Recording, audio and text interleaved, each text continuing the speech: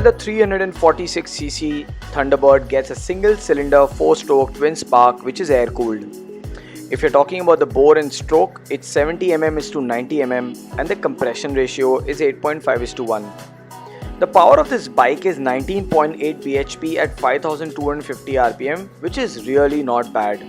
The torque which you're looking for is 28 Nm at 4000 rpm. Well, that 29 mm constant vacuum carburetor does its job properly. Well, this chrome capsule cover is a signature style of Thunderbird. Royal Enfield always uses a wet multi-plate clutch system, and the same is here. Well, if this bike can give an average of 35 to 40 kilometers per liter, this tank is useful because it's got 20 liters capacity for the petrol, and this hubcap is pretty simple to use. Those bold letters of the Royal Enfield badging looks pretty decent on this huge tank. Let's talk about these twin dial speedometers, which is really old school. Well, the key system is pretty simple and pretty smooth. As you guys can see, there are two speedometers, the old school dials. On the left hand side, they have added the digital indicator which illuminates in blue color, which has a trip A, trip B odometer as well as the fuel gauge, and does have the KMS. On the right hand side, you will see the RPM gauge along with the neutral indicator, the high beam indicator and a low oil indicator. Well, one complaint on the speedometer cluster is that the fuel gauge is never working properly. It always fluctuates even if your tank is full. So be careful about that. Well, right side of the high raise handlebars, we have the accelerator, we have the ignition kill switch, we have the headlight switch just below that, and then we have a ignition start switch just below that. And these disc brakes really perform well, and I have never had any complaints about these disc brakes. Well, coming to the high raise handlebars left side, we have the clutch system which is pretty smooth. We have a pass-through light switch, we have a high beam and low beam switch along with left and right indicator and a nice horn. Well, both 500 and 350 Thunderbird do get these kind of headlights, which is pretty cool. They have the angel ring light along with the high beam and dipper mode, which is pretty cool. Well, these projection type headlamps are only provided in Thunderbird, and they are H7 55 is to 55 watt. They also have the hazard light system, which is only provided in the Thunderbird series, which is really epic, and I really dig this feature a lot. Their standard disc brake setup, which is 280 mm disc, are 2 piston calipers, and the front tires provided is 90 is to 90 and they're 19 inches in radius. Well, the front suspensions are telescopic and they're 41 mm folks. The travel is 130 mm, which is pretty decent for Indian roads for, some hurdles and few ditches here and there. Yes friends, the Thunderbird 350 does come with 240 mm disc brakes, which is single piston caliper at the rear, which is not bad. The MRF Zapper tires provided at the rear are 120 is to 80 and they're 18 inches in radius. The rear suspension of Thunderbird gets a twin gas charge shock absorbers with 5-step adjustable preload 80 mm travel, which is pretty decent, but I find them a little stiff than the regular shock ups.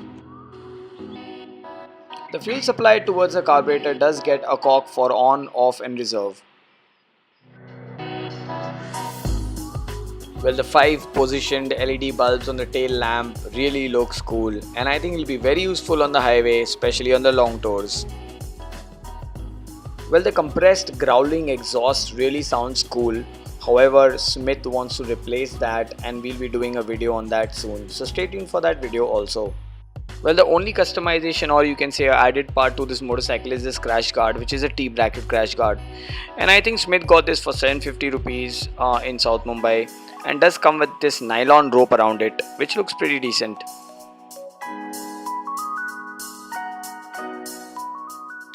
Well, now let's talk about the dimensions of this motorcycle. The wheelbase of this motorcycle is 1350 mm. If you're talking about the ground clearance, that's 140 mm.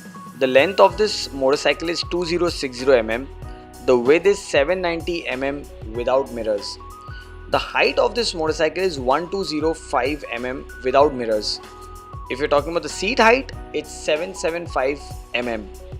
The curb weight with fuel, it's 192 kilos, and the fuel capacity we already know it's around 20 liters.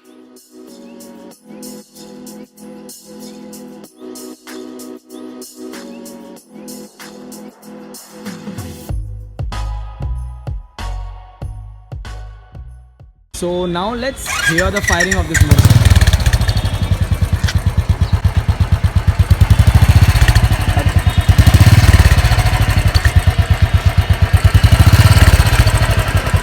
Friends, it's time for a test ride, kind of a ride review.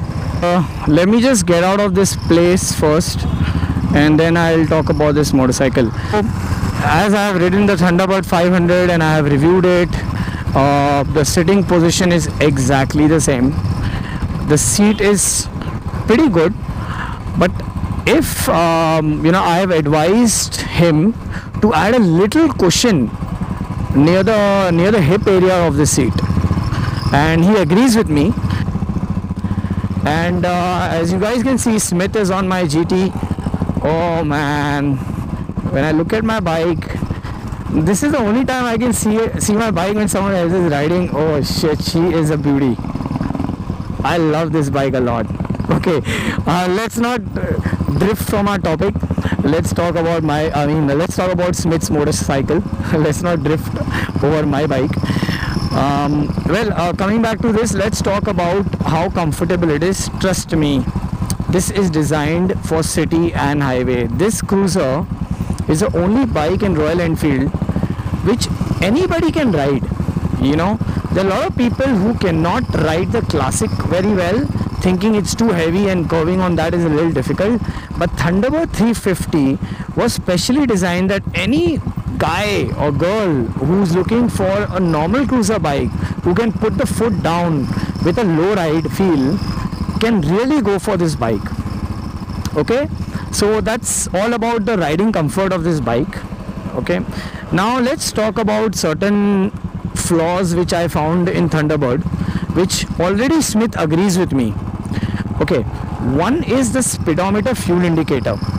Okay, this fluctuates the most and it's not correct. Even if you put a full tank, sometimes 2 or 3 bars just go down. So that is also spotted in my friend's 500 Thunderbird, and I have mentioned that during my review. That tradition continues. So Royal Enfield should do something about it. Either they should go for the sensor system for the fuel gauge, or rather than keeping it a very manual way of whatever the electronics and assembly is all about. Okay, now let's talk about the handlebar. Perfectly fine, not too high, not too low, just right. I'm 5 feet 8.5 inch tall, so for me this bike is perfect. My feet completely go on the ground, completely can balance this bike well. Handlebars perfectly till my chest level, which is good. Yeah, and if I'm planning to tour on this bike ever, I would surely put a nice visor or the windscreen, whatever you call it, so that the air doesn't hit my chest or my helmet area and I can ride for long. Okay, that's what the handlebar and the comfort is. So friends, I'm going to talk more on the rider perspective, not very technical things. All right, we'll keep it as simple as possible. Okay, braking. Let's talk about the brake. Currently it's a new bike, so his rear brakes are really performing well. Okay, disc brakes, no doubt. One thing I've always mentioned in all my reviews about Royal Enfield, I never have any problem with Royal Enfield's disc brakes so far. Now that's about the braking. Both the braking system, obviously the Thunderbird 350 comes with dual disc brakes, and that's the best part. And let's talk about, is it good for long rides? Yes. Is it good for short rides? Yes. Is it good for city? Yes. Now let's talk about the clutch release and the pickup of this bike. As you guys can see, I'm going full throttle, but I'm not crossing 70 or 80 mark because it's a brand new bike. But there is a growl in this bike which I really like, and that actually gives me the aggressive feel that happens in my friend's 500 also, and I really like that sound for the Thunderbird. It's a little different. It doesn't have that thump feel when you do that, but that depends completely on the exhaust assembly. If he interchanges the exhaust or if he replaces it by a new exhaust system, definitely he'll give the thump and the feel, because this is carbureted. Okay, I want to comment a little bit about the pickup of a 350. There's a slight delay when I release the clutch, a little bit of a lag. Check this, there's a lag and then it picks up.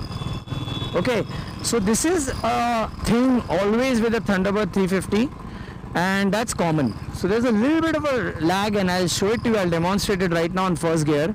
Okay, so I'm right now at the speed of 10. Okay, and see, there's a lag and then it picks up, and then it goes on the vibration field where I have to change, definitely, because the RPM is going high. Alright, so not bad for city and general touring. Really good power, good feel, and a great sense of pickup.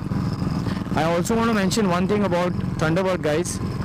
When you give full throttle to the Thunderbird, you kind of drift behind and the handlebars hold you back. So that happens with the Thunderbird. It just, the way the design of sitting on this motorcycle is, that it just pulls you back and then you are resting on your handlebar, and I like that. That's kind of a chopper feel to this motorcycle. Alright, and as you guys can see, this is a stable bike. I can really manage it well. Okay, let's talk about shocks. Pretty good. I just feel the rear shocks a little stiff than any other of Royal Enfield, but Classic has a little added advantage of the spring seating, due to which you don't feel that much of a shock. The shocks are not too bad, but the rear ones are a little stiff. But I think with this is a brand new bike, so they are stiff, but maybe after a couple of rides it'll get better. So potholes, basic stuff, it's fine, but a big bump can give it a very big loud thud noise rather than resisting that. Let's talk about curving. Can you maneuver this beast easily? Yes, you can. If I tilt it completely on the right and the left, the best part about Thunderbird is, in this motorcycle, you don't have to curve with turning the handlebar more. You have to drift your weight and align yourself in such certain way. You have to align yourself in certain way. He's enjoying my Continental GT. He's just saying it is superb. He's blown away. He really likes it. Well, now let's talk about the maneuverability of this motorcycle. Yeah, curving this motorcycle is damn easy. The tire gripping is nice. They don't skid unnecessarily.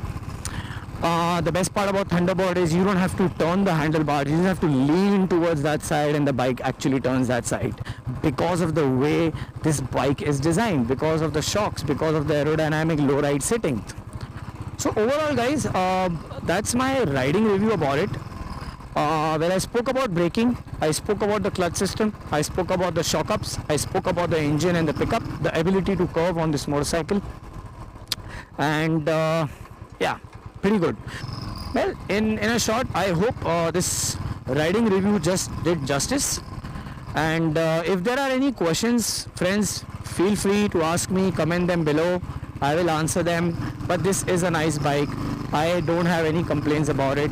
But if you're looking for more pickup and power, 500 is good. But if you're a city rider and once in a while go for rides, buy the 350. It's pretty cool. We thought that we should not have this Thunderbird 350 review as a typical review, and I thought I'll make it more of an interactive session, like a Q&A, and so that whatever basic questions asked about Thunderbird 350, I can address them right now live with the fellow rider who's just purchased his new Thunderbird 350 Royal Enfield. And I really thank him for providing me his motorcycle for the review and for this small Q&A session.